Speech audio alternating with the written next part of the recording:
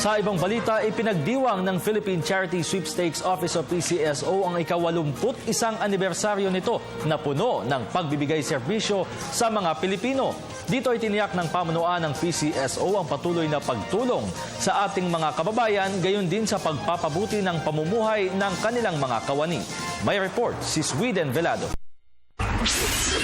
Kasabay ng pagbalik tanaw sa pagkakatatag at unti-unting pag-unlad ng Philippine Charity Sweepstakes Office o PCSO ay siya namang pagsilip sa mas maliwanag na kinabukasang naghihintay hindi lang para sa ahensya kundi maging sa mga empleyado nito. Kung ano man ang abot ng ating tagapanayon ay dahil sa bawat isa sa inyo, mga matapat na kawani at kamanggagawa natin sa Philippine Charity. Sa pagdiriwang ng ika-81 anibersaryo ng PCSO, ipinalabas sa malaking screen ang magiging bagong muka ng gusali nito na may state-of-the-art draw-out studio at printing office at mayroon ding basketball court at gym.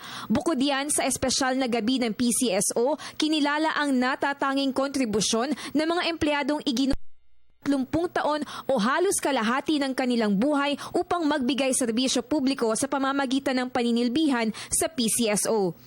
Samantala, kabilang sa mga pangunahing mandato ng PCSO ay tumulong sa mga kababayan nating mahihirap at nangangailangan.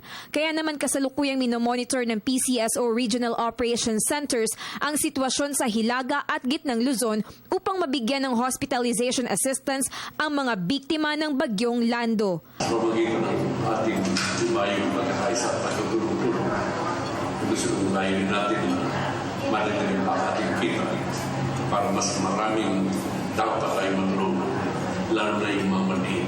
Bukod kay PCSO Chairman Maliksi, kabilang din sa mga dumalo sa pagdiriwang si General Manager Ferdinand Rojas, mga Board of Director ng ahensya at 1,000 mga empleyado at panauhin.